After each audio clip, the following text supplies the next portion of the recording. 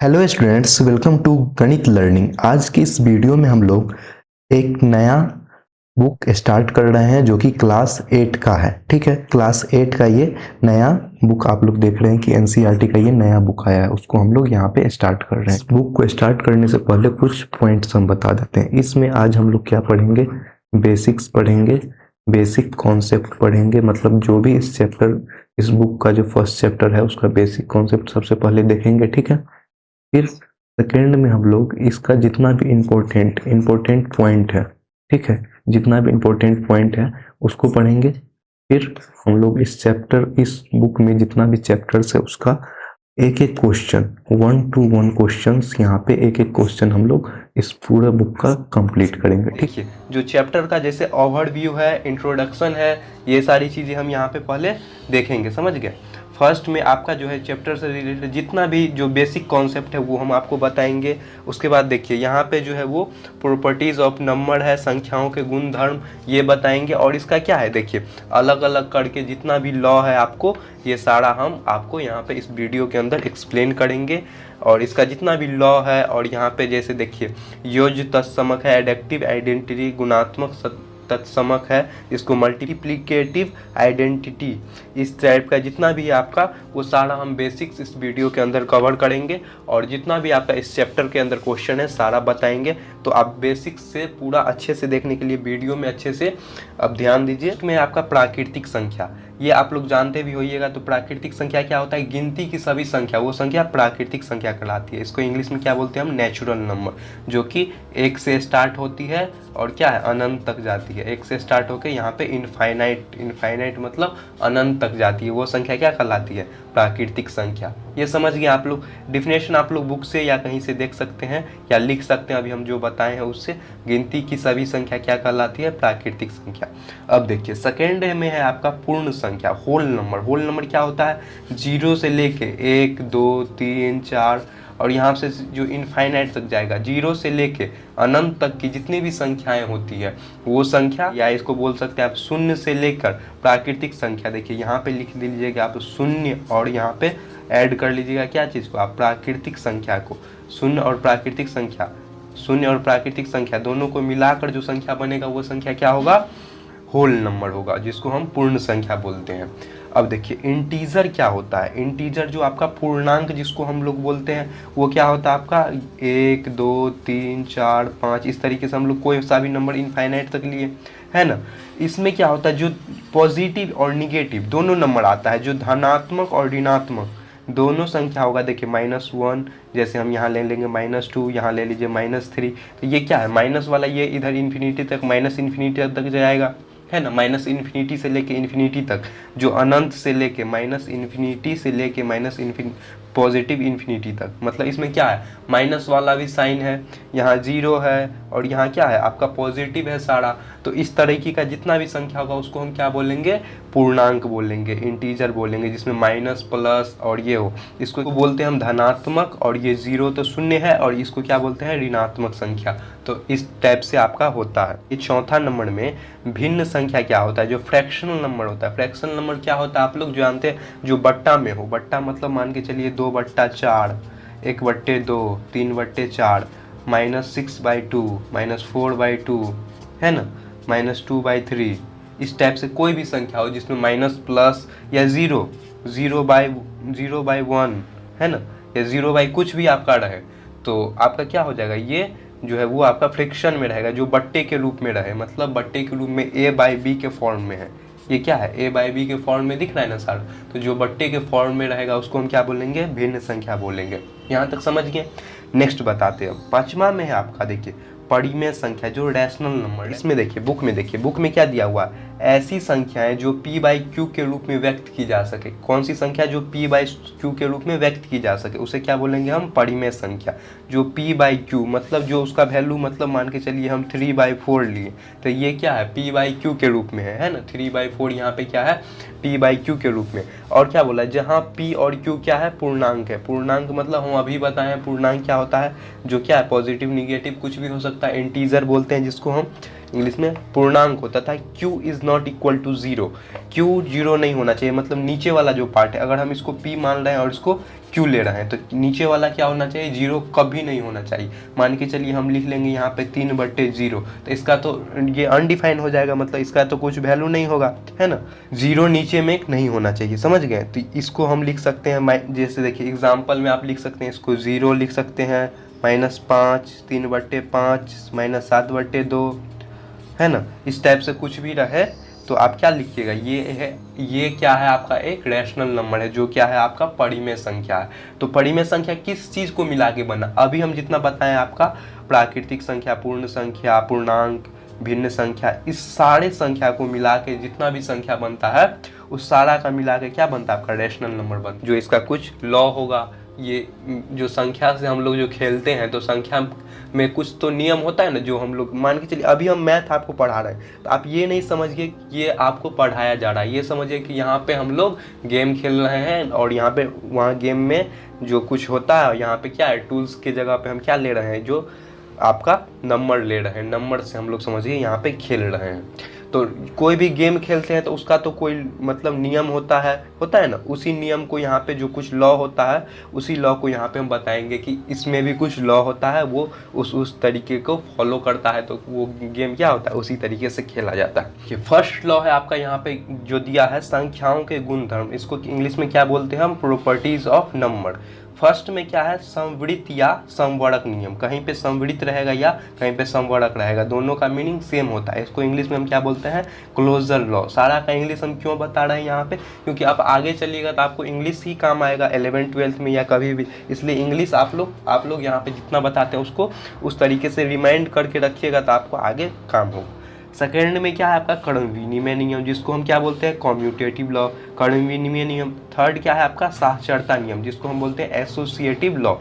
तो ये लॉ को मिला के जो हम यहाँ पे सारा हम करेंगे, और भी कुछ एक्सटर्नल लॉ होगा वो सारा भी हम यहाँ पे बताएंगे, लेकिन बेसिक यही 3 होता है जिसको हम संख्या का जो प्रॉपर्टीज ऑफ नंबर है यहाँ पे हम बताएंगे। तो पहले हम बताते हैं इसका फर्स्ट लॉ।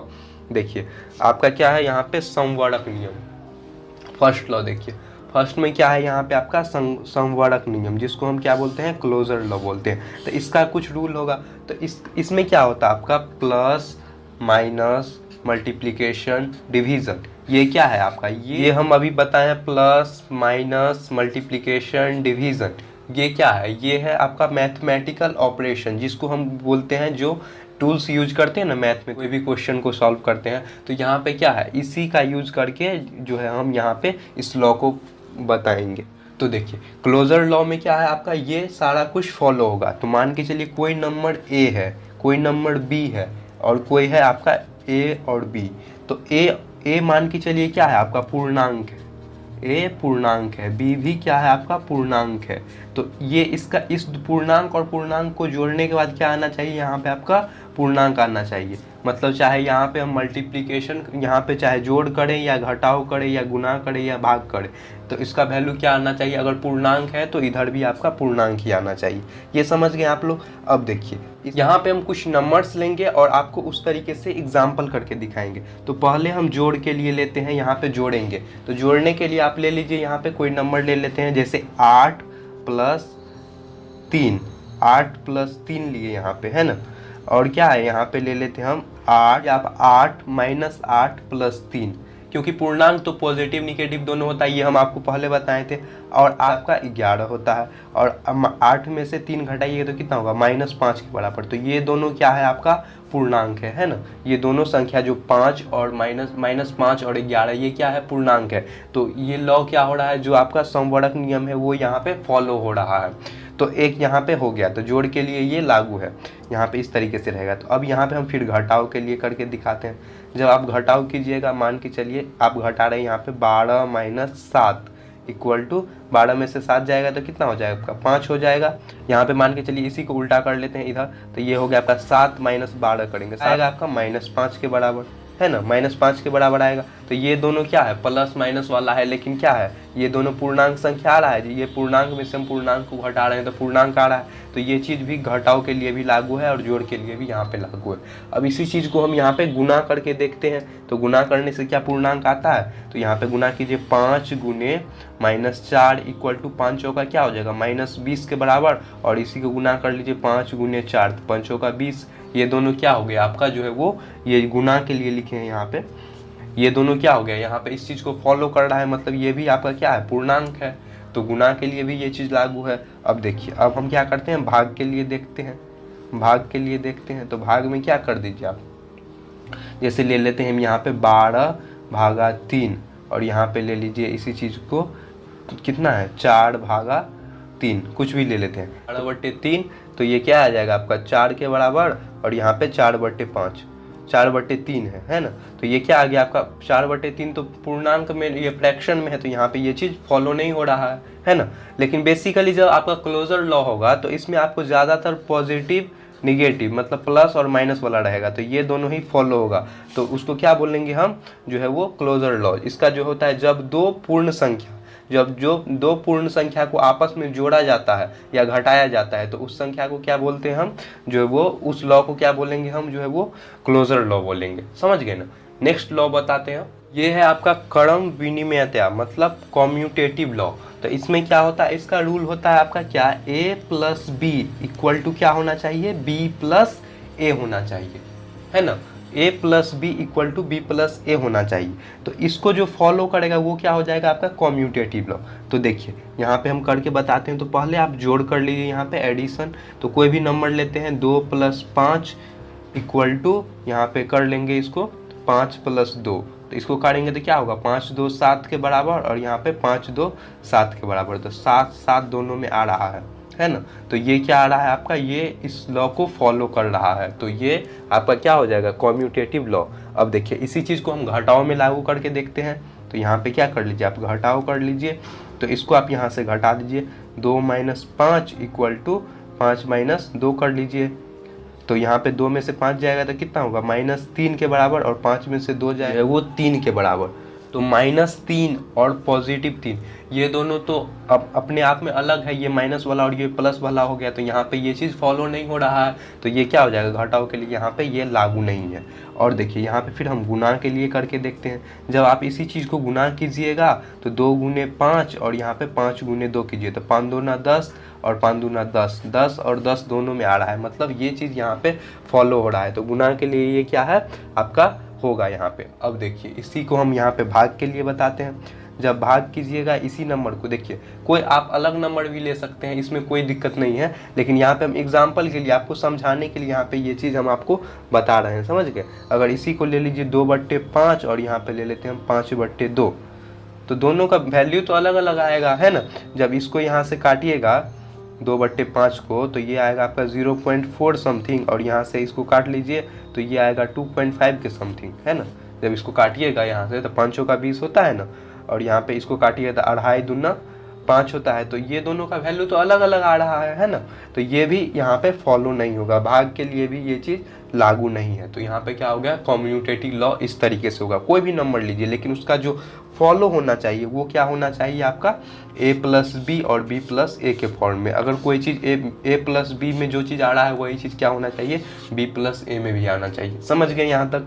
नेक्स्ट बताते हैं, ये लॉ है आपका सहचार्यता मतलब एसोसिएटिव लॉ। ये लॉ क्या होता है एक दूसरे पे एसोसिएट होगा, समझ गए। तो वो क्या लॉ बोलेंगे उसको हम सहचारिता लॉ बोलेंगे। इसमें क्या होता है आपका a + b को अगर हम जोड़ रहे हैं तो यहाँ पे +c कर रहे हैं, अगर इसी चीज़ को करेंगे a + × b + c करेंगे, तब अगर ये दोनों चीज़ को अगर सेटिस्फाई कर रहा है, दोनों चीज़ इक्वल हो रहा है, तो क्या होगा इसको हम क्या बोलेंगे एसोसिएटिव लॉ।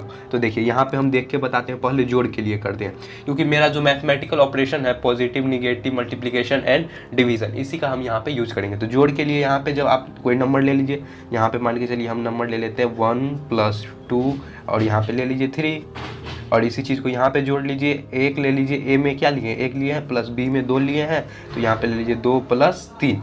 अब जोड़िए इसको जोड़िएगा, पहले 2 1 क्या हो जाएगा 3 + 3, और यहाँ पे क्या हो जाएगा 1 + 3 2 3 2 5। अब जोड़िए 3 3 6 3 3 6, 6 और 6 यहाँ पे आ गया, मतलब क्या हो गया, ये दोनों आपका एसोसिएटिव लॉ जो सहचार्यता का नियम है उसको फॉलो कर रहा है, मतलब ये क्या होगा आपका सही होगा, यहाँ पे जोड़ के लिए ये लागू है। अब देखिए यहाँ पे घटाव करते हैं, नंबर्स अलग अगर अलग अलग होगा तो कभी कभी हो सकता है कि अलग अलग हो, तो आपको ये सब चीज़ जो है ये लॉ को चेक करने के लिए क्या होगा, आपको पता करना होगा। तो ये क्या हो गया, ये जितना भी लॉ बता रहे हैं हम किस चीज़ के लिए बता रहे हैं, वो परिमेय संख्या के लिए आपका हम लॉ बता रहे हैं। देखिए अब यहाँ पे घटाव के लिए हम बताते हैं, इसी पे ले लीजिए आप दूसरा नंबर ले लीजिए। जब यहाँ से मान के चलिए घटा रहे हैं 1 सेम नंबर को हम यहाँ पे लेके दिखाते हैं, 1 - 2 कर लीजिए और यहाँ पे क्या है 1 - 2, यहाँ पे -3 कर लीजिए और यहीं पे कर लीजिए 1 के जगह के लिए 1, यहाँ पे माइनस और यहाँ पे क्या है b हम कितना लिए हैं 2 लिए हैं, तो 2 - 3। अब इस दोनों का वैल्यू हम देखते हैं, 2 में से 1 जाएगा तो कितना होगा, यहाँ पे -1, ये क्या होगा माइनस, क्योंकि ये माइनस है ना, -2 में से अगर 1 को घटाएंगे तो क्या होगा -1 के बराबर, और ये -3 और यहाँ पे क्या हो जाएगा 1 माइनस क्या हो जाएगा यहाँ पे, जब इसको करिएगा यहाँ पे देखिए -3 में से 2 जाएगा तो 1 माइनस, जब इसको करेंगे तो क्या हो जाएगा 3 1 4, ये -4 आ गया और यहाँ पे 1 क्या हो जाएगा +1, तो यहाँ पे कितना आएगा -4 और यहाँ पे क्या आ रहा है 2 आ रहा है, यहाँ पे -4 और यहाँ पे 2 आ रहा है। तो ये दोनों -4 और 2 एक तो नहीं है, इसका वैल्यू अलग अलग है ना, दोनों पूर्णांक अलग अलग है, तो ये क्या है नॉट इक्वल टू है, नॉट इक्वल टू दोनों इक्वल नहीं है, इस चीज़ का साइन रहेगा तो आप इसको क्या बोलिएगा नॉट इक्वल टू, इसको इंग्लिश में बोलते हैं नॉट इक्वल टू, अगर हिंदी में बोलते हैं तो क्या बोलते हैं हम बराबर नहीं है। ये साइन आप लोग देख लीजिए, ये बहुत ही इंपॉर्टेंट साइन है, आप लोग का यूज़ बहुत बार होगा, तो ये बराबर नहीं का साइन है, बराबर करके काट दीजिए तो इसका मतलब क्या होगा बराबर नहीं है। अब इसी चीज़ को हम गुना के लिए देखते हैं, है ना, देखिए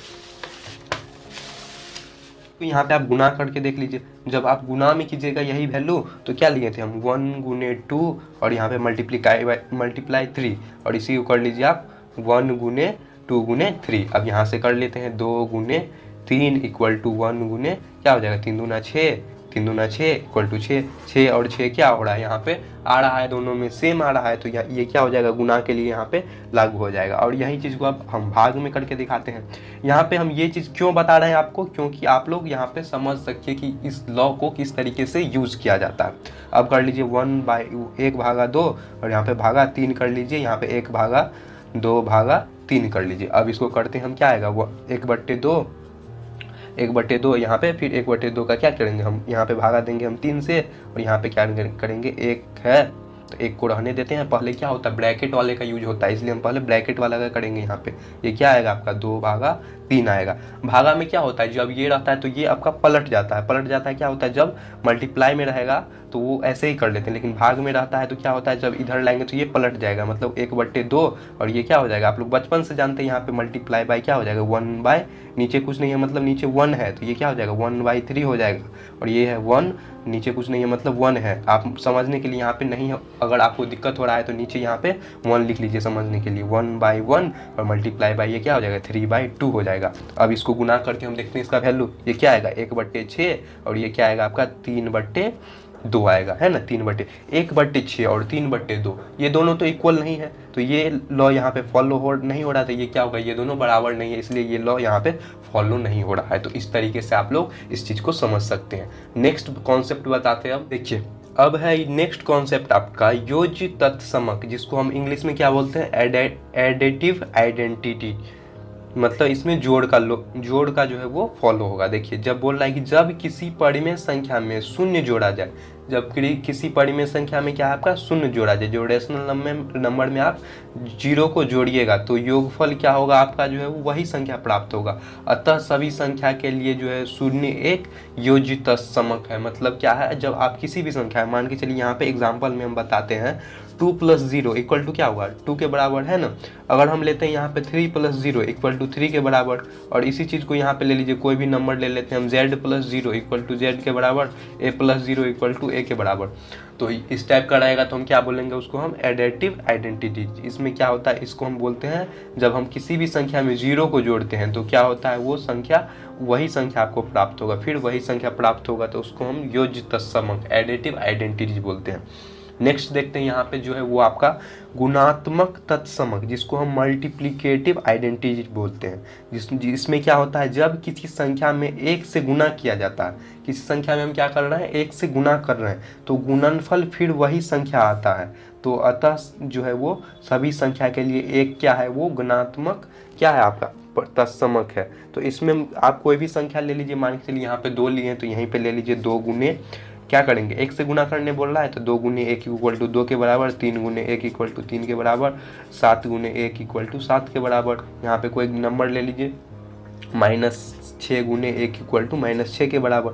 तो इस तरीके से आपका कुछ भी हो जिसमें क्या है, एक को हम गुना कर रहे हैं, तो एक को गुना करने से क्या हो रहा है, ये नंबर का वैल्यू क्या हो रहा है, चेंज नहीं हो रहा है। मतलब इधर 2 है तो 2 ही होगा, -6 है तो -6 ही होगा, प्लस माइनस कुछ भी रहे उससे कोई डिपेंड नहीं करता आपका। लेकिन क्या है जो है वो एक से गुना करने पे क्या होना चाहिए, संख्या वो जो है वही संख्या आपको मिलना चाहिए। तो ये क्या होगा आपका जो है वो मल्टीप्लिकेटिव आइडेंटिटी होगा। तो इस तरीके से आप लोग जो है वो देख सकते हैं। तो अब है एक योज्य प्रतिलोम, जो अभी हम बताए थे आपका जो योज्य तत्समक था, लेकिन ये क्या है, प्रतिलोम। प्रतिलोम का मतलब क्या होता है, इन्वर्स होता है, एडिटिव इन्वर्स। जब दो संख्याओं का योग 0 हो तो वो दोनों संख्या क्या होगी, एक दूसरे का योज्य जो है वो प्रतिलोम होगा। जब क्या है, दो संख्याओं का योग क्या है, यहाँ पे 0 है, किस चीज को हमको क्या है, किसी चीज को जोड़ने के बाद क्या होना चाहिए, उसका वैल्यू 0 आना चाहिए, समझ गए। तो वो संख्या क्या होगा, जो है वो योज्य प्रतिलोम होगा। मान के चलिए यहाँ पे आप कोई नंबर ले लीजिए, मान के चलिए यहाँ पे हम ले रहे हैं 4, तो 4 का योज्य प्रतिलोम हम क्या करेंगे, 4 में क्या चीज हमको जोड़ना है कि उसका वैल्यू क्या आ जाए, 0 के बराबर। तो 4 में हम क्या जोड़ेंगे, जब -4 जोड़ेंगे, 4 में अगर हम -4 जोड़ेंगे, 4 - 4 इक्वल टू 0 तब ना होता है। तो 4 का योज्य प्रतिलोम क्या हो गया, -4 हो गया। यहाँ पे ले लीजिए, इसी चीज के लिए आप ले लेते हैं, हम 2 लेते हैं, तो 2 का जो लेंगे तो क्या होगा, -2 होगा, है ना। 2 का -2 होगा, 2 में -2 जोड़ेंगे तब ना उसका वैल्यू क्या होना चाहिए, 0 होना चाहिए। तो इसके लिए क्या होगा आपका जो है 2 के लिए -2 क्या होगा, उसका एडिटिव इनवर्स होगा। तो इस तरीके से आप लोग कर सकते हैं। नेक्स्ट बताते हैं गुणात्मक प्रतिलोम, जिसको हम बोलते हैं मल्टीप्लिकेटिव इनवर्स, या इसी को बोलते हैं व्युत्क्रम। व्युत्क्रम जानते हैं आप लोग, जो क्या होता है, रेसिप्रोकल होता है। रेसिप्रोकल मीन्स क्या होता है, किसी चीज का उल्टा। रेसिप्रोकल मतलब आपको हम कोई चीज बोल रहे हैं कि ये चीज होगा, लेकिन आप उस चीज को नहीं अति कर रहे हैं, मतलब आप उसका उल्टा कर रहे हैं, तो वो क्या हो गया, रेसिप्रोकल हो गया। इसको हम बोलते हैं जब दो संख्या को गुणनफल, गुणनफल क्या होना चाहिए, 1 होना चाहिए। किसी दो संख्या को जब जोड़ते हैं तो उसका गुणनफल 1 होना चाहिए। इससे पहले में क्या था, 0 होना चाहिए। आप देखिए नंबर को माइंड में रखिए, आपका हो जाएगा। और इसमें क्या है, आपका 1 होना चाहिए, इसमें 0 और इसमें 1 होना चाहिए। तो इसका मतलब मल्टीप्लिकेटिव में क्या होना है, जब किसी दो संख्या को हम गुना करेंगे तो उसका वैल्यू 1 होना चाहिए। तो वे दोनों संख्या एक दूसरे के व्युत्क्रम या गुणात्मक प्रतिलोम होगा। मान के चलिए हम यहाँ पे ले रहे हैं 2, तो 2 का हमको गुणात्मक प्रतिलोम क्या होना चाहिए, जब 2 को हम क्या किस चीज से गुना करेंगे जो उसका वैल्यू 1 के बराबर है, तो ये आएगा 1/2। इसको हम यहाँ पे करके दिखाते हैं, 2 गुने 1/2 कीजिएगा तो 2 से 2 कट जाएगा, तो इसका वैल्यू 1 के बराबर आएगा ना। तो यही चीज आपको समझना था। सॉल्व करने से पहले एक ये लॉ होता है वितरण नियम, जो भी इंपॉर्टेंट होता है, लेकिन इसको एडिशनल रखे हैं यहाँ पे। तो वितरण नियम के लिए क्या क्या चीज यहाँ पे फॉलो होगा वो चीज हम आपको बताते हैं।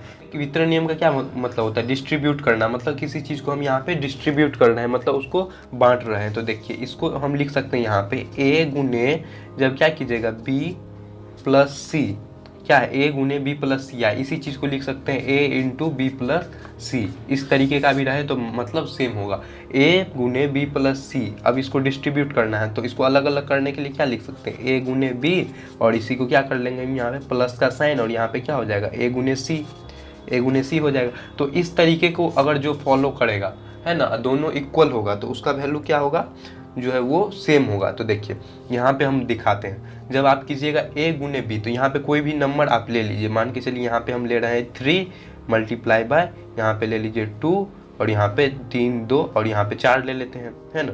अब इसी तरीके को A के जगह ले लीजिए आप 3, और यहाँ पे क्या है 3 गुने 2, और यहाँ पे कर लीजिए प्लस 3 गुने 4। देखिए A के जगह हम 3 लिए हैं, B के जगह 2 लिए और C के जगह 4 लिए। अब देखिए इसी को हम यहाँ पे गुना कर लिए, 3 गुने, पहले ब्रैकेट वाला का हम फॉलो करते हैं। आप लोग जानते हैं बोर्ड मार्क्स का जो रूल होता है, बोर्ड मार्क्स से क्या होता है, जो कि पहले ब्रैकेट होता है ऑफ, उसके बाद डिवीजन, मल्टीप्लिकेशन, एडिशन, सब्सट्रैक्शन।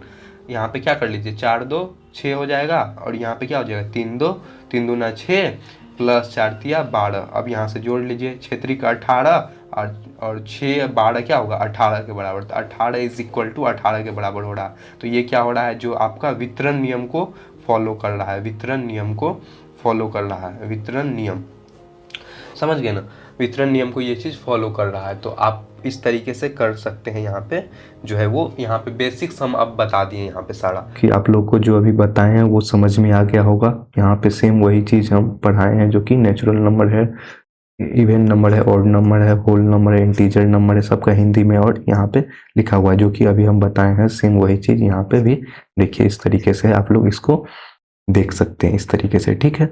और यहाँ पे कुछ इंपॉर्टेंट जो लॉ था वो हम बताए थे अभी, सेम इसी तरीके से यहाँ पे इसका पीपीटी है, ठीक है।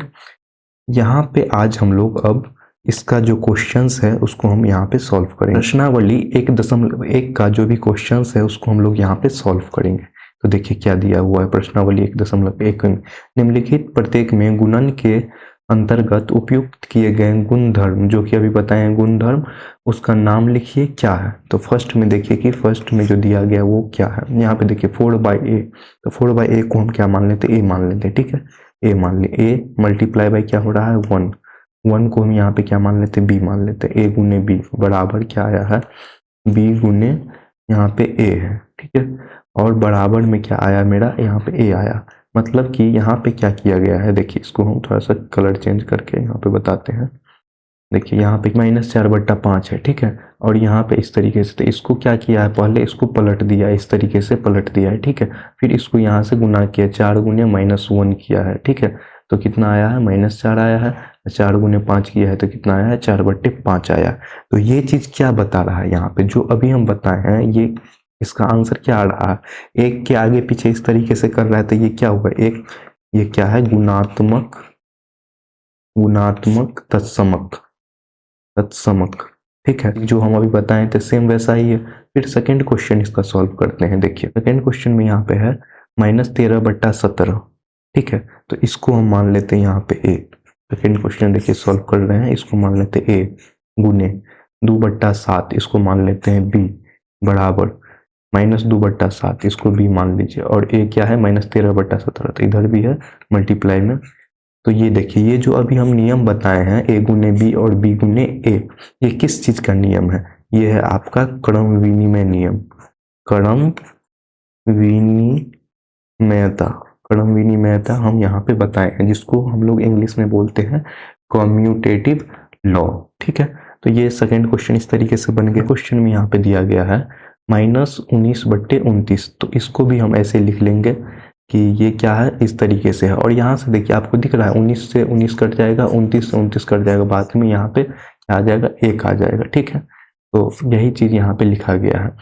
तो ये किस चीज को बता रहा है, अगर ये मेरा यहाँ पे जो भी बनाए हैं वो कितना आ रहा है, 1 के बराबर, और हम बताएं कि कोई भी चीज इस तरीके से 1 आए तो क्या हो जाएगा आपका, गुणात्मक, गुणात्मक तत्समक, गुणात्मक, ये क्या है, इसका प्रतिलोम में आ रहा है। मतलब देख रहे हैं यहाँ पे किस तरीके से, ये इस तरीके से a/b मल्टीप्लाई बाय b/a आ रहा है, जिसका वैल्यू काटेंगे तो 1 नहीं आएगा। तो ये क्या आ रहा है, गुणात्मक प्रतिलोम, गुणात्मक प्रतिलोम, मल्टीप्लिकेटिव इनवर्स आ रहा है, ठीक है। तो यही चीज यहाँ पे हमको बताना था। आई होप कि आप लोग यहाँ पे ये दोनों क्वेश्चन जो अभी सॉल्व किए हैं समझ आ गया होगा। अब देखिए हम यहाँ पे सेकंड क्वेश्चन सॉल्व करते हैं। सेकंड में क्या है, बताइए कि कौन से गुणधर्म, मतलब कौन सा यहाँ पे जो गुण है वो सहायक है, ये जो यहाँ पे लिखा गया है इसके फॉर्म में। तो इसको सबसे पहले हम कुछ मान लेंगे, जैसे 1/3 को हम a मान लेते हैं, a गुने a है, 6 को b मान लीजिए, तो यहाँ पे लिखेंगे b गुने 4/3 को c मान लेते हैं, ठीक है। को क्या करना है यहाँ पे, इसको आपको बताना है कि किस तरीके से। तो यहाँ पे इसको बराबर का साइन दे दीजिए को, और यहाँ पे 1/3, 1/3 मतलब a, और यहाँ पे क्या हो रहा है 6 मतलब क्या मानिए b, a गुने b, और यहाँ पे गुना कर रहे हैं किसमें, 4/3, 4/3 मतलब c। तो आप देख रहे हैं यहाँ पे ये जो अभी हम इस तरीके से इसको हम एक्सप्लेन किए हैं, ये क्या है? साहचर्य नियम है। साहचर्य नियम मतलब एसोसिएटिव लॉ। एसोसिएटिव लॉ ये चीज यहाँ पे फॉलो हो रहा है। एसोसिएटिव लॉ हिंदी में क्या बोलेंगे इसको? साहचर्यता का नियम। तो ये चीज यहाँ पे इस तरीके से बता रहा है, ठीक है। तो आई होप कि आप लोगों को आज के वीडियो में जो भी बताए हैं वो अच्छे से समझ में आया होगा।